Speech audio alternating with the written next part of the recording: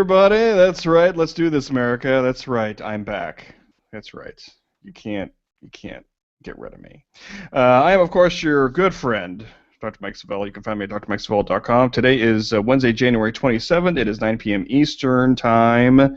And, of course, we're talking family medicine. We're talking about family medicine with our good friends from geekdad.com, Dr. Gerry Tolbert. How you doing there, Gerry? Excellent, sir. Excellent. Thanks for asking.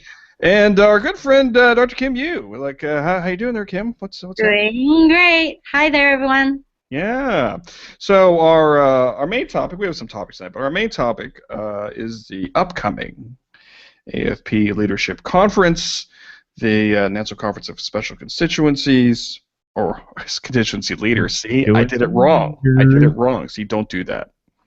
I have to give to the AAFP Foundation. Formerly, the conference formerly known as the National Conference of Special Constituencies. And and who better, to correct me would be the convener, the guy, the man, the myth, the legend, Gerry. So 1 out of 3 ain't bad. So I got my little thing here 2 days ago in the mail, and did you get yours, or did they forget to put you on the I got mine today. You should flip to the second to last page of that and hold it up so that everybody can see Kevin. Kevin's picture in there is actually quite good. Yes, I'm so jealous. Look at that guy. Who doesn't want to be this guy right there? Oh. So, I know. And Kim has to check her mail, so hasn't gotten it yet.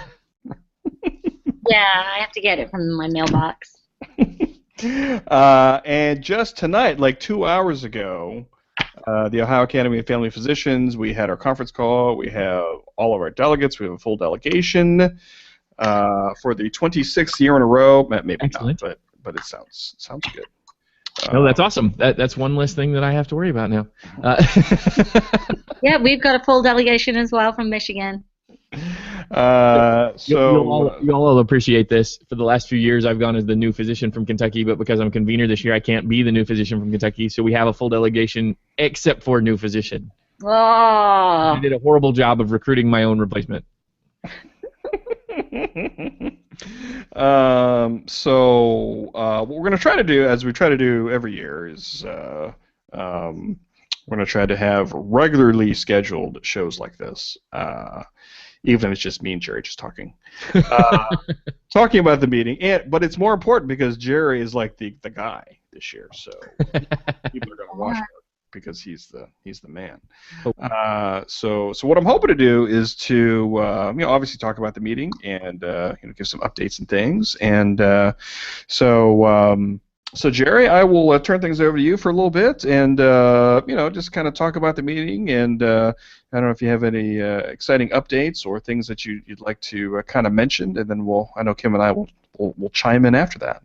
So we have quite a bit going on. We are leading into all of the preparation work. We had our first conference call a little over a week ago. Got our assignments for talking to the chapters. So right now, a lot of the co-conveners for the special constituencies and for new physicians, are making phone calls and sending emails to recruit as many people, to encourage as many people as possible from a chapter level to get delegations together. So Ohio, Michigan sounds like both are on top of things. Kentucky is mostly on top of things. Like I said, if there are any failings, it is on me at this point. But each of the co-conveners is making those contacts and trying to make sure that everybody understands what's available as far as assistance we're going to be able to. The Academy provides funding for new physician travel for each new physician delegate that's going to be coming, so they're going to offset some of the costs so that the state academies aren't having to offset some of that cost as much.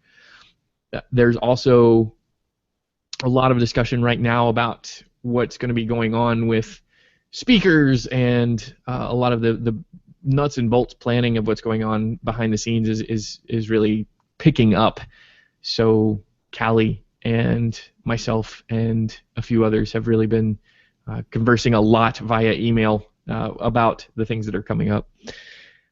We mentioned in the pre-show, we were talking about the fact that it's about 100 days until NCCL, and so 100 days to go. We've got a run up here till that conference gets rolling, and in that 100 days, we are going to be very, very busy. So anybody listening or listening later that has questions about NCCL, you can check out aafp.org/leaders, and that will take you to a website that you can see some of the information there. You can also look under events and select NCCL, which will be starting May 5th. Technically, the pre-conference is May 4th, and the new attendee orientation is, as of this year, officially now going to be on that Wednesday instead of on Thursday. So a few changes already happening that are going to be significant, especially for people that have never been there before. So that's one that you want to pay attention to.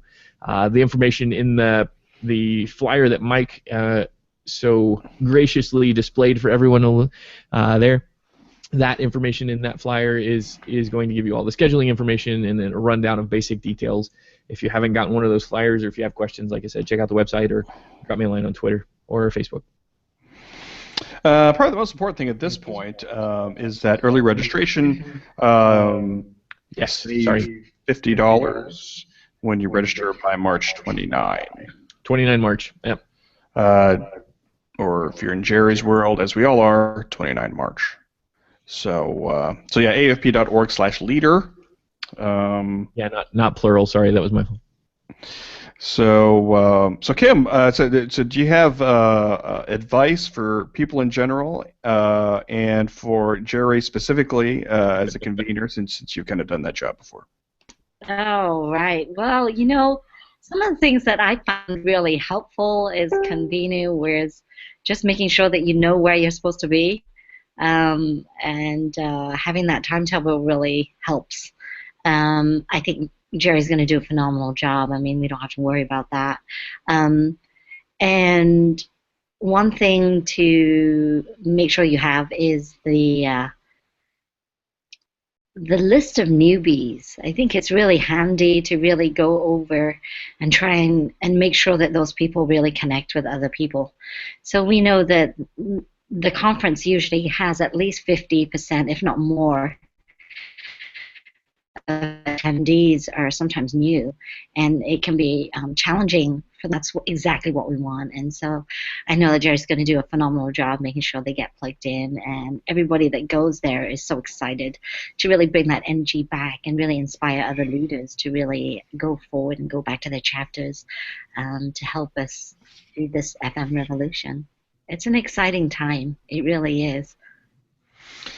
Yeah, I mean, 100 days out. I mean, that's just, it seems like a lot of time, but it's not like a lot of time, especially for the planning committee. Making phone calls and the bar has been set pretty high there, Gerry, as far as people attending and action and registration, and there's no pressure on you, Gerry. None at all. No, not since there have been record-breaking years for the last 3 years. No pressure whatsoever. Yeah. And it's not like that 100 days doesn't include a whole bunch of other things like changing to a new job. Literally 3 days before the conference, I will start my new position as a community-based physician working with my father again for a local physician group. So changing jobs. I'm also got offered the position of Northern Kentucky Health Department Medical Director, and so hopefully as long as the legal and other details fall through with or work through with that, then I'm going to be taking that position on as well. So yeah, a few things going on. And plus, I still have all these other gigs that you already talked about, things like Geek Dad and the Fresh Perspectives blog, the new physician blog with the Academy. So yeah, I may have a few things going on. Exactly. Yeah, but at this point, I mean, 100 days out, I mean, we and as of right now, people are watching live. It's one person watching live, so we love you. We appreciate you. We appreciate you. So thanks, Mom, for watching. But now 100 Days Out is not only organizing and getting attendance and all that stuff. It's trying to get people excited about family medicine, get people excited about advocacy, get people excited about being advocates for our specialty, being advocates for our patients. For sure. So Kim, when you talk to your Michigan delegation, especially the first timers, what do you tell them about the meeting? What do you tell them about why you love this meeting so much? Well, we have a whole bunch of new people coming this year, so it's very exciting. And we usually have a conference call to really set up and make sure that they really know what they're getting themselves into. So we ask them and tell them all the different constituencies that meet, the responsibilities that they have to make sure that they know where they're supposed to be, and to kind of prepare them for the whole resolution writing process and getting involved in advocacy, to think about the issues that are really important to them. So to brainstorm ahead of time if they have issues that they really want to talk about at NCCL. So it might be on minority health or DLBT issues or women's issues. So all of these things can really be, a lot of those topics can really be looked at ahead of time to really help you in resolution writing when you're at the meeting. And then to maybe bring your resume if you're thinking about running for a position. So there are different positions that are available, including Gerry's job as convener, but also as constituency conveners that we need to be able to lead the meeting. So it's always good to bring your resume and maybe have a speech ahead of time if you want to. But there's some people that go and they run, while they're at the meeting the first time. I did that, and I did too. Yeah, it was a blast. So it's a great meeting to meet people who really can become lifelong friends and also inspire you to be able to go back to your job and feel like you're really making a difference. And you, Mr. Dr. Convener, sir, as you've talked to especially first-time people or people who may not be familiar or like what is NCCL? So when you talk about the meeting, especially when you frame it kind of for new people and newbies, how would you describe or what do you talk about when you talk about the meeting? Most of the time, I go back to the things that really drew me to NCCL to begin with, which are the fact that it's a great way for people to get a voice, especially groups of people that normally don't get heard, people that are on the fringes sometimes. It was a great way to hear those voices and those perspectives, some perspectives that I may not have even heard before. I'm not usually very cloistered. I try to listen and talk to as many different types of people as I possibly can. But there are some groups that are so marginalized that it's really hard to hear their voices sometimes. And NCCL is a great way to get your voice heard, even if you're not typically in that central core group of people that are going to be either the loudest or the most listened to. I also talk about the fact that while you can participate as much as you want to, you do not have to participate more than just showing up and listening and being a part of the conversation. So just being there can be enough of a participation and enough of a as much as you want to. You do not have to participate and just showing up and listening. I'm hearing myself. Conversation. Just being there can be enough of a participation as much as. Hey Kim, I don't know if you've got your microphone on, but I was just hearing myself through your I'm mic. like, I somehow have deleted the screen where I can see you guys, so I can hear you, but I can't see you. So I went to the. I'm like, oh my gosh, where have you gone? I'm trying to find you. It's hilarious. Oh, I'm sorry. Okay. That's why I love this live show. He's never gonna ask me back. Mike's like shaking his head right No. now. You can take that out in post. No, we can edit it. We can edit it. So, but when I talk to newbies, what I really kind of learned through the years is that advocacy really kind of is a skill. And people can come in really with a lot of passion in things, but I think it is a skill set, especially to learn how to be a leader in organized medicine, especially in organizations like the American Academy of Family Physicians. When you learn things like resolution process and how to work in teams and how to advocate with people from different parts of the country who may have different practice situations. But really kind of have the same core ideas, and we can learn best practices from people around the country, which I think is really cool. And it's really cool seeing like the new people come, and they have a lot of passion about a certain topic or a few topics, and they start learning from other people who are passionate about other topics. They said, oh, I never really thought about it like that, and then they kind of find this synergy about working together. And for people who've never been to the meeting, so when we start to write resolutions and try to make policy happen, it happens in one big, huge room, and you kind of feel the energy there. And especially if you've been there, people who are going for the first time, you're going to get caught up in it, and it's going to be very exciting, and you're going to want to do more. So that's kind of how I kind of frame it for new people, because it's really, and you guys would agree with this, it's hard to describe until you get there, and it's hard to get people to get there sometimes. So I hope as the weeks go on, as these 100 days kind of count down, that we'll get more people to tune in or to share this with people, especially new people who are going to the meeting, and to help build some excitement. Kim and I talk about this every year, and Gerry and I talk about this every year. We try earlier and earlier and earlier to try to get the excitement, at the hype up, and I'm really hoping it's going to be this year. 100 days out, we're just going to start marching forward, and I'm seeing on my screen we have 3 viewers watching us live right now. So say hi to them, everybody. Hi. Hi to them, everybody. I was really excited because I put this on the new Physician Moms and Family Medicine group. 2 weeks ago, I started it 2 weeks ago, and we have over 800 members now, which is very exciting. And so I posted about NCCL there and asked people to share their experiences there. And I'm going to pull it up for you. You guys can keep talking. I'll pull it up and tell you what some of these people said, because it's really cool. Very, very cool. So yeah, as she's gonna start pulling that up, Gerry and I were talking about different ways to communicate. Now that we're in this this new age. Have you heard of the internet there, Gerry? I don't know if you're familiar with it. It's a series of tubes, right? Exactly. So we're looking for new and creative ways to communicate, not only at the meeting but before the meeting. And there's this cool things that the kids are using now. Well, actually, the business people are using now. It's called, I believe it's called Slack. There, Gerry. Can you describe to us what that is and kind of what's cool about it and what we want to do with the thing, Gerry?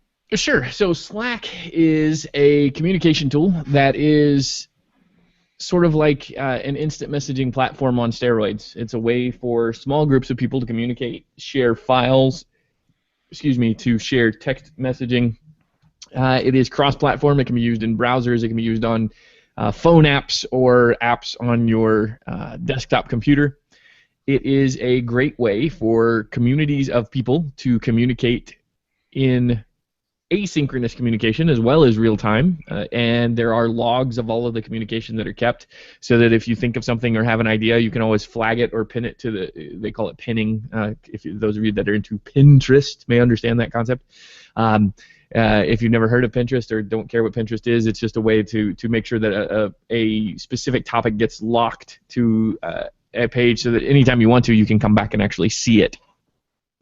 So as we collaborate, as we talk, as we build community, it gives us a way to keep track of that and keep record of those things, and communicate in a way that is sort of open, where anybody can talk to anybody, and where you can have big open conversations about things. We've done similar things with Facebook Messenger, but this is just a better way and a more concrete way that doesn't require you to have a membership to any specific group other than the Slack group. So you don't have to have Facebook or Twitter or any other social media accounts. You basically just have to be able to use a computer.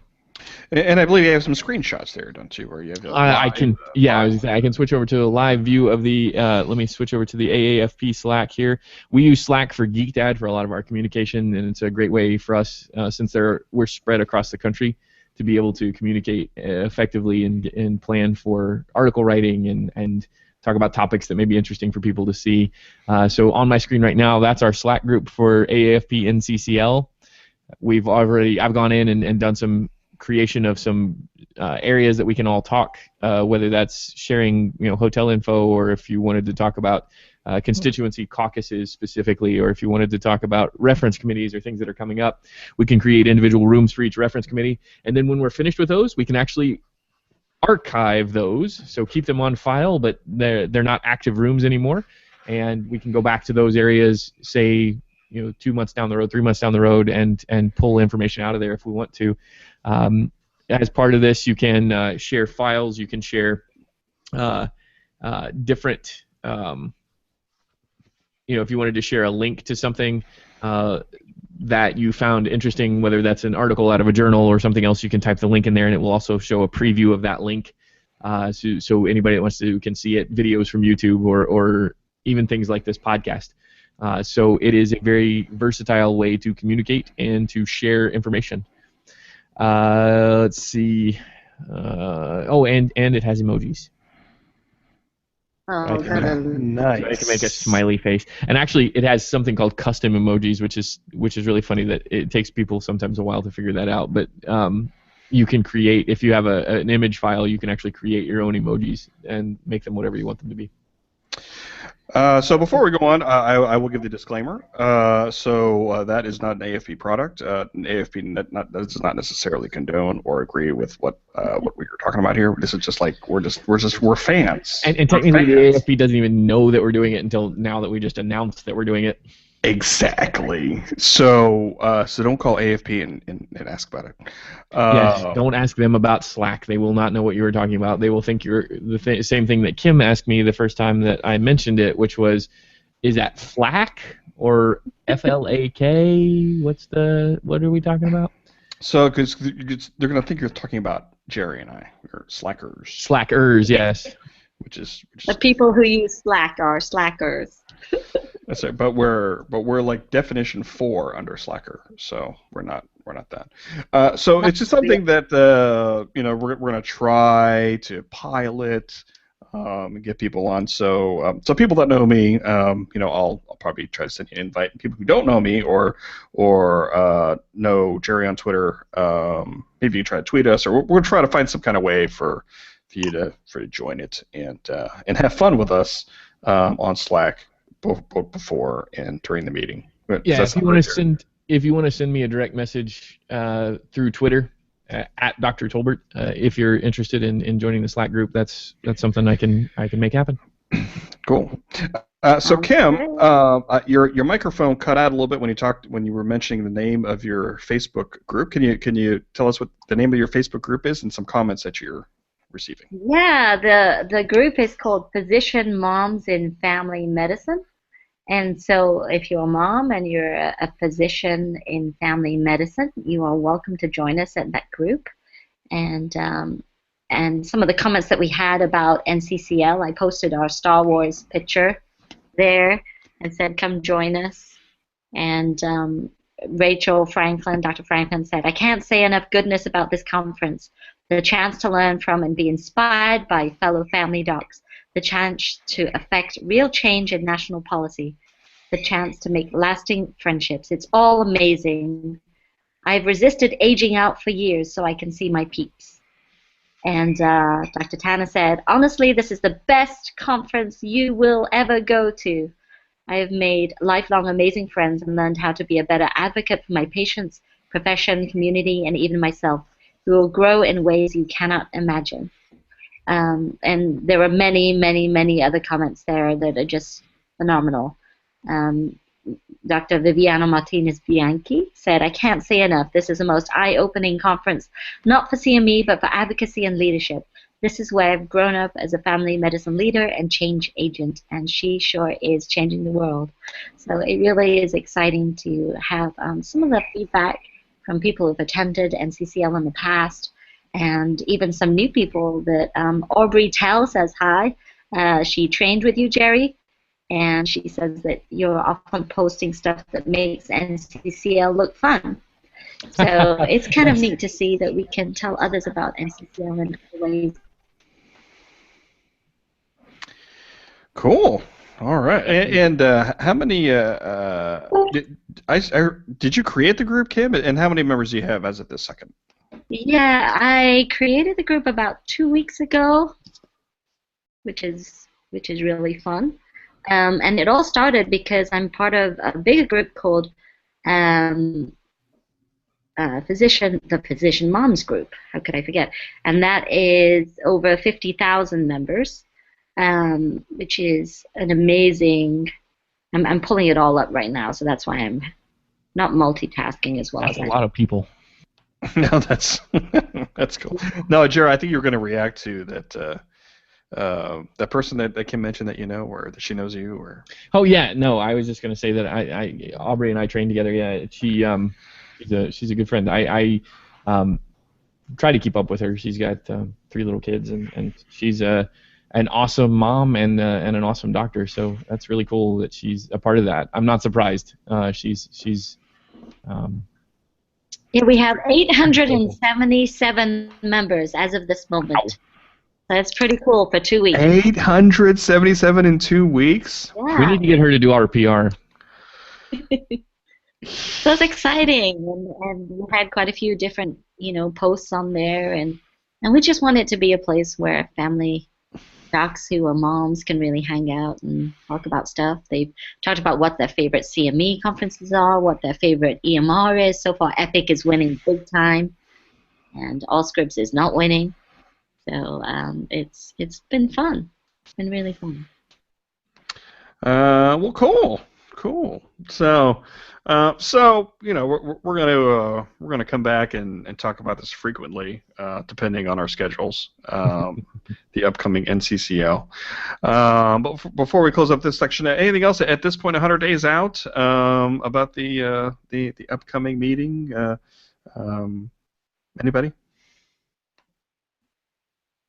Well, it's going to be over May the 4th.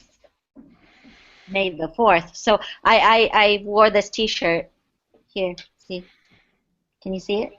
May the Force be with you. Nice. And Gerry, what do you got? You might want to check mine out too. It just happens to say, "Who's your daddy?" Nice. My daughter got that for me one year for Christmas, I think. Birthday, something. I don't know. Awesome. Great. Bring your costumes, people. Oh, we don't have to go that far.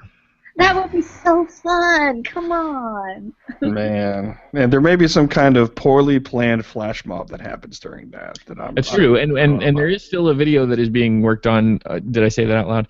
That could potentially involve previous attendees. And there's a rumor. There's a rumor about that. I've heard something about that. Let's put it that way. We can neither confirm nor deny that. No, definitely not. All right, cool. So AAFP.org/leader, and follow them on Twitter. I think it's AAFPNCCL. Mr. Convener, sir, is that correct? That is correct. AAFPNCCL, and you can also follow the concurrent group AAFP ACLF. That's another the annual chapter leader forum, which is going on concurrently with our meeting, and so they are another group that, if you are interested, you may want to follow. You can see our wonderful logo that we created here. Awesome. Nice. Yeah. Nice. Very well.